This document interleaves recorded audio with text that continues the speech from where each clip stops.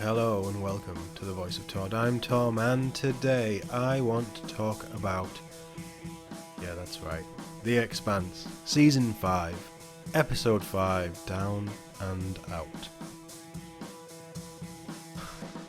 This show. First off, let's get the boring advertising crap out of the way. If you enjoy this video, if you enjoy any of my stuff, please do subscribe, like, comment, all the usual. It really means a lot that people are watching this stuff, and I can see the numbers. It's growing. I love it, especially doing these reviews where I get to talk about things that I love. I love sharing it with you guys. Please do, connect, reach out, use the comments, hit me up on social media, whatever. Just, I love talking about this stuff. I love talking about it, and I love people interacting with it and coming back at me with things, maybe things I've missed, whatever. So it does mean a lot. It does really help. So if you enjoy it, hit those buttons, do what you do. You know what you're doing, you're not daft. And thank you very much for the support that everybody has shown while I've been starting this out the last couple of months. It really does mean a lot. But let's get into the reason that we're here. I will open with a rundown of the episode as usual. There will be spoilers. If you haven't seen this episode yet, go make a brew, sit down, put your feet up and just enjoy it. I'll still be here, it's fine. You can go. You back? I watched it. Excellent. Let's go. We open with Drummer and her fleet. They've positioned Drummer in a fantastic place this season. But news of Marco's attacks across the galaxy is starting to sink in on the crew, and Drummer has the weight of the worlds, I guess, on her shoulders. She's fraying a little bit. There's some potential problems with her and her family moving forward. She does reveal that she has accepted a request to meet with Marco in his Free Navy. A couple of questions jumped out at me with this. Firstly, will Drummer's crew follow her down this path? They seemed split on the news. And does Drummer even know what she's doing or what she's trying to achieve here? She very much seems like she's isolated in amongst such a big group of people. I think we're going to get some big plays out of her and her character, which is great. I love Drummer. But over to Earth, and our boy Amos wakes up after the second meteor strike. That was the one that was near the prison. He's fine, a little bit bruised. Peaches too is fine. Again, a few bruises. She does have a broken arm, but that's not the worst thing she's had. I remember her getting pretty beat up in season 3, so this is not really much to her. But she is still drugged up, and they are blocking her. They're blocking her implant, but they're also kind of making her a bit dopey, and she's not really with it.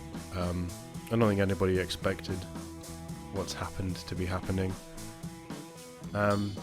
We really get Big Brother Amos here, and this is the start of the progression of Amos in this story. As prison guard Rhonda, I think she was called, she lets them out of the cell after quite a lot of persuading from Amos that Peaches has to go with them.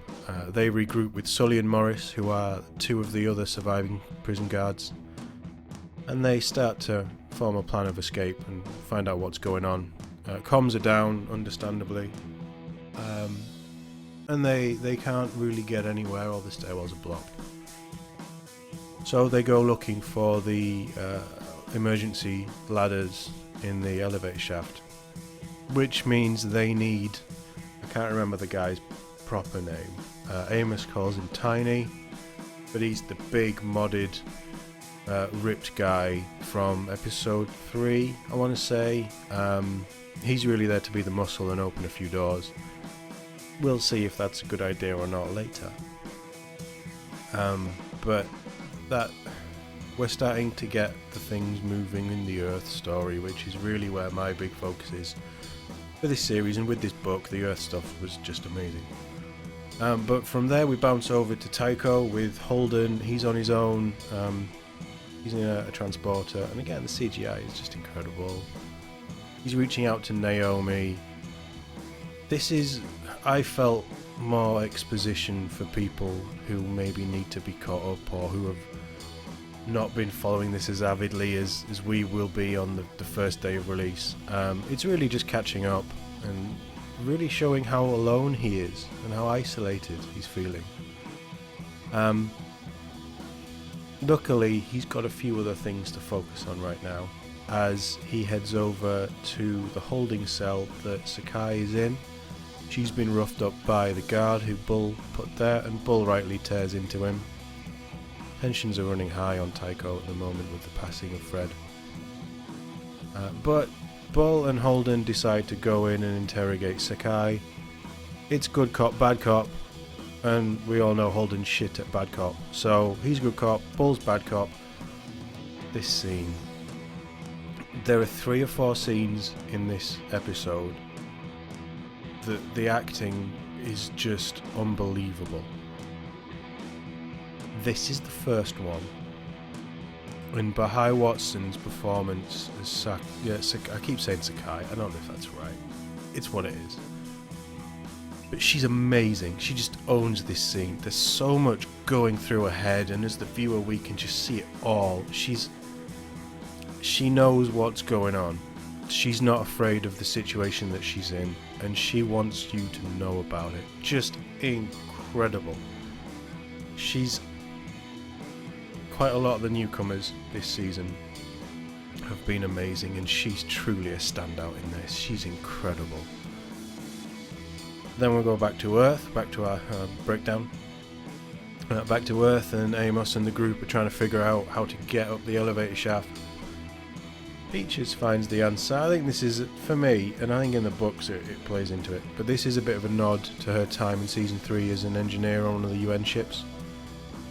She spots a hidden hinge in the wall which leads them to the emergency ladder, but to do that and to get the access to the ladder they need Tiny to do his super strength thing again. Tiny's also not happy about being called Tiny, and he may have beef with Amos over it. But we jump over to, I think we're outside of Mars's atmosphere now. We're probably in the asteroid belt, heading towards the asteroid belt between Mars and Jupiter. But we're on the Razorback with Alex and Bobby. They're still following the MCRN traitors and trying to work out what's going on. Again, the news is coming through. It sounds like news has broken that Marco has access to the protomolecule. Alex, he's panicking a bit.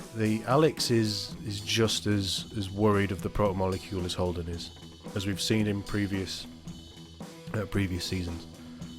Alex wants to head back, make contact with Holden, figure out what's going on, form a plan of attack and go hunting down. Bobby doesn't want to.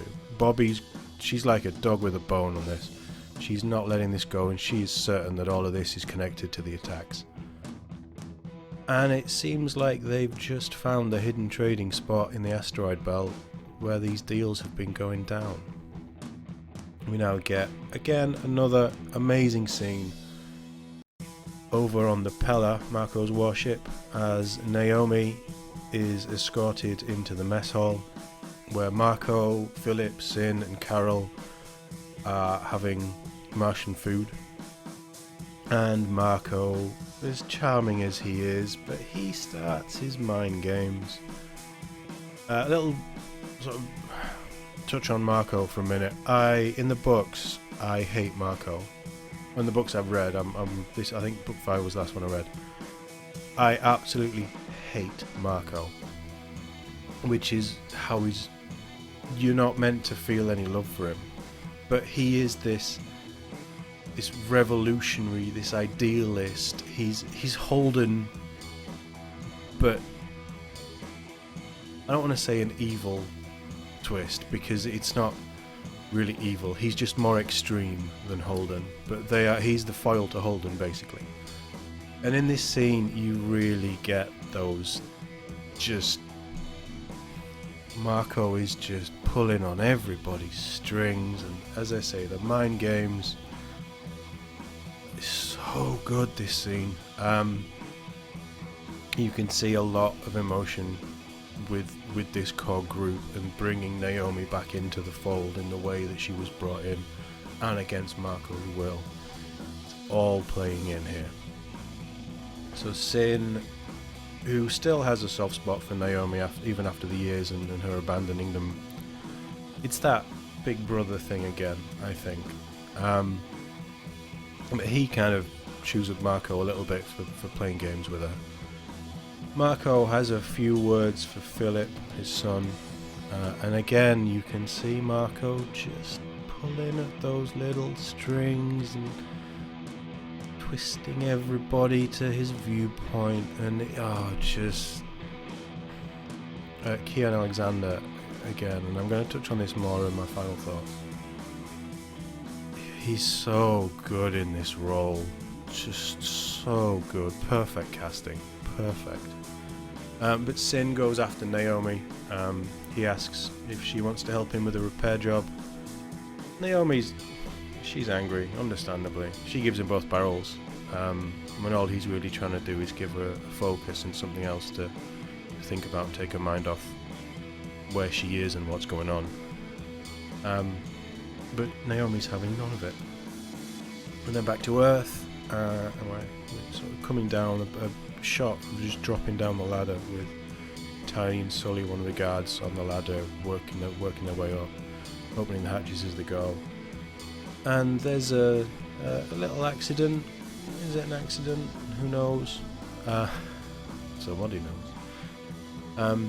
But again, tensions are flaring, and now it's time for the whole group to climb the ladder and work as a team. Obviously, Peaches with a broken arm is going to be a little bit slower, so Amos takes up the baton. And the two guards that are left, they're really on edge. Just they're so out of their comfort zone. As we have a tremor and the elevator drops down the shaft, everyone's fine, no more casualties at this point. But it does reveal daylight when they should be underneath the big building that was on top. Then we jump over back to Naomi, and she kind of lets her anger get the better of her. She's coming up with a plan, and she makes her move on Marco. But Philip gets in the way and manages to stop her doing anything stupid before anybody else sees. And I think it's here we start to see that connection that Philip wants with Naomi. And yes, there's a lot of emotion. Again, there's a lot of emotion there. But he brought her here for a reason, and that reason was to keep her safe. And that's when she realizes, from the conversation, she realizes that, and that's when she kind of starts to formulate another plan, but she's going off very half-cocked here. She doesn't have all the information. She doesn't really know what's going on. And we're back with Amos and the group. They've reached the top of the ladder, and they finally see the level of destruction for the first time. And we see it as where they are. We don't get a big wide shot of what they see. But they're seeing just how bad this meteor strike is. They think or Amos mentioned that a meteor had hit off the coast of Africa. So they don't know about anything else yet. Comms are down. But Tiny takes his chance. He just grabs Morris and kills Morris. Crushes his neck with one hand. Amos steps up, in true Amos style, being the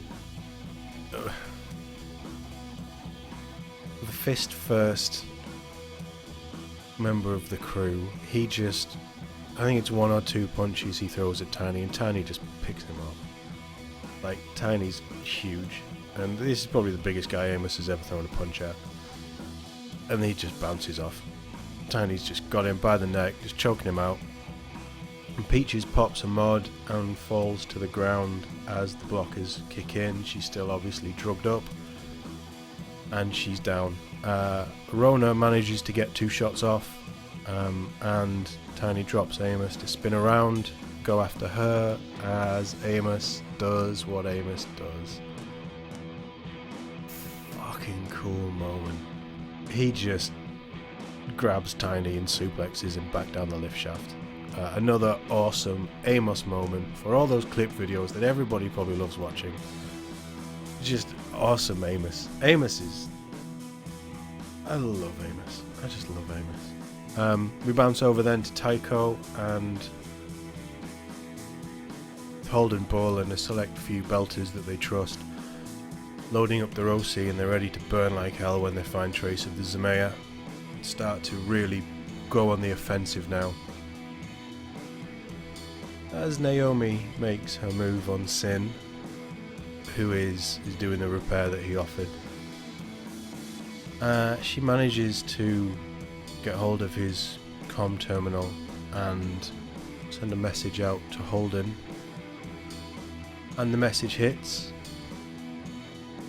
and it's this point where you see just how deep this plan was of Marco's, because Sakai has sabotaged the Roci's reactor and it's rigged to blow when it powers up. Now luckily Holden gets this message before the reactor turns on and powers down the Roci. But he also now knows that Naomi is being held by Marco. They still have no clue where Marco is. And finally, for this episode, we're back with Alex and Bobby on the Razorback. They're in position trying to figure out what they're looking at with these MCRN ships. And then they work out, I think it's Bobby that works out the connection with the Belters and what's actually happening here, as their cover is blown. And Alex tries to get them out of there. He's a good pilot, he's a hell of a pilot, but the missile that's chasing them is quicker. Alex does manage to get them away. He had to dump the reactor core to throw the missile off, but in the resulting explosion it's damaged part of the Razorback. And that's where we leave this episode. Naomi's in isolation on board the Pella. Holden beached at Tycho with the Roci out of commission. Amos and Peaches in the centre of the devastation on Earth, not knowing where to go next. And Alex and Bobby drifting off in space in a damaged Razorback. You know, I spent all last week thinking where they can go with this episode. Is it going to be as good as last week's? Not that it needs to be. I think last week was a standout. There's always one episode in any series of TV that is just better than the others, and that was last week for me so far. But this episode does not disappoint. This isn't any weaker than any of the others, and I really should have more faith in the writers of this show, because they've proven time and time again that they know what they're doing. This episode it's incredible.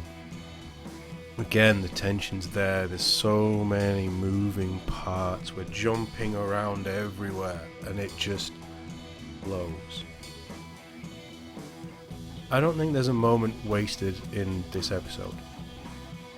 The script's tight, the set's amazing, every sequence with the Razorback, especially at the end when the moving and the gyros on the seats, and just the whole sequence is fantastic, and it must have been so much fun to shoot. I do want to take a minute just to highlight how good some of the cast are in this episode, and overall in the season so far, but in this episode particularly. Bahai Watson, Dominic Tipper, Kian Alexander, Brett Sexton and Josiah Chase Owens are amazing. 3 of those I didn't know before this series. They should just take a bow now. Take a bow. You've earned it. They're acting their socks off here. It shows you just how talented each and every one of them are, why they're on a show like this. Every moment that they're on screen, you get so much from them. You get the emotion, you get the characters' thought processes, they're speaking the dialogue, they're really selling these characters and just the world. Everything around them, they just draw you in. It's amazing to see such talented people work on such a great show. And I'm not excluding any of the other cast. The reason that the Expanse works is because everybody just brings their A game all the time. We've come to expect it with certain characters now. But even when the newbies who are coming in are almost outperforming everyone else and solidifying their place, it's so good to see. It's so good to see. Just the talent on show here in every aspect of it. It's just brilliant. This really is the best show on TV right now, and I know it's not on TV, but you know what I mean. The scary thing is that it keeps raising the bar. Every episode is as good, if not better. Granted, the last episode was something special, but this is one of the best episodes of the season. We're halfway through the season, and we've already had 5 of the best episodes of the show. I can't tell you how hard it is to wait the next 6 days just to get episode 6. And the fact that they're dropping it weekly means that we have this excitement. I mean, you probably know, you watch the show as well, you know how hard it is to wait. But dropping this weekly is the best thing that Amazon could have done, because the buzz is there. People are talking about it. I hope people are watching it. I think that of everything, this is the best show out there currently. And everybody should watch it because there's something for everyone here. But I mean, you know what I think of this series. This series particularly, but this show, you know what I think. I've told you for the last 5 videos. What did you think of this episode? Did you get as much out of it as I did? I love it. I love this show. I love sci-fi on the whole. And I want to talk about this series particularly. I don't have anybody in my close circle who, they're not on this season. Most of them don't even watch the show. I can tell people to watch it. I can't make them watch it. If I could, I would, because I think everybody should be watching this. But I need to talk about it. I need to talk to anyone about it, because this is so good. And everybody involved is just bringing their A game. And we're only halfway through this season. There's another 5 episodes yet.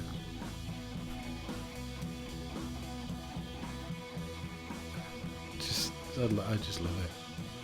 I love it. Well, thank you very much for watching. This will probably be the last time I upload anything before the new year, so have a great new year, or as good as you can be, everybody out there. Be safe and enjoy yourselves. And I'll see you in the next one.